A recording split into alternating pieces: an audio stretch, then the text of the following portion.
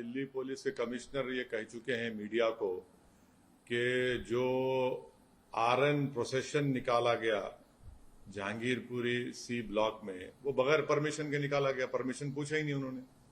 Delhi police commissioner का कहना है जब बगैर पुलिस परमिशन के इस तरह का यात्रा निकालते हैं और उसमें हथियार होते हैं, तलवारें होती हैं, पिस्टल होता है, कंट्री मेड पिस्टल होते हैं, पिस्टल होता है, तो फिर ये पुलिस क्या खामोश तमाशे बनकर बैठी थी कि पुलिस गूंगी हो गई थी, अंधी हो गई थी पुलिस? तो कैसे आपने निकालने दिया बगैर परमिशन के आपके? और उसमें हथियार की क्या जरूरत है? जब आप रिलीजियस प्रोसेशन निकाल हथियार क्यों रखते उसमें आप? और फिर हथियार रखते साथ में सब प्रोवोकेटिव नारे लगाते आप क्यों? और तीसरी बात, आपने उस मस्जिद के सामने जाकर झंडा लगाने की कोशिश क्यों की? वहां पर झंडा क्यों लगाया बल्कि आपने वहां पर? उससे पहले बगैर पुलिस परमिशन के 2 प्रोसेशन चले गए थे, ये तीसरा था जो 5:30 बजे का वाकया है।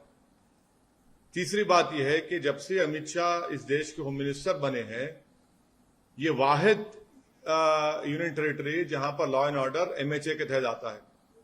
4 वायलेंस हो चुके हैं बड़े बड़े।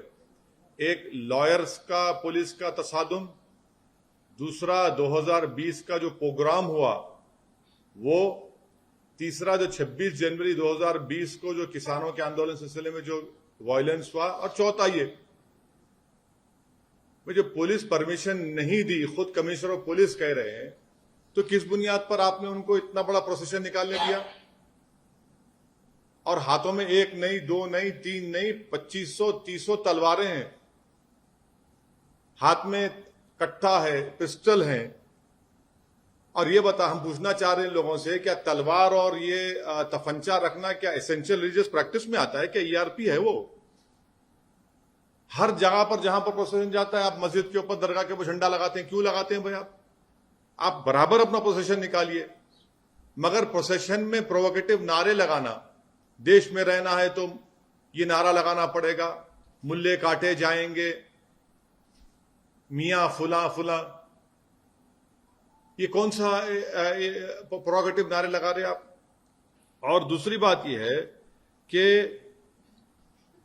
जब आपने वहां पर बगैर परमिशन की इजाजत दे ही दी, पुलिस ने इजाजत दे दी, आज कमिश्नर पुलिस कह रहे हैं, आपने 14 मुसलमानों को गिरफ्तार कर लिया, उसमें से कई जुवेनाइल हैं। क्या कर रहे हैं भाई आप? 14 के 14 को पकड़ लिया। और एक लड़का है अंसार, उसका वीडियो है। क्या कमिश्नर पुलिस नहीं देखते? क्या अमित शाह नहीं देखते? क्या इंटेलिजेंस नहीं देखता? वो अंसार को भी नहीं क्यों बनाए?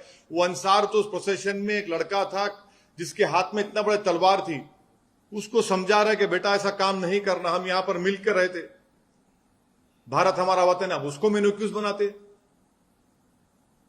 वन साइडेड कार्रवाई हो रही है। अब मैं शुरू से कह रहा हूं कि वायलेंस उसी वक्त होता है, कम्युनल वायलेंस, जब सरकार चाहती है।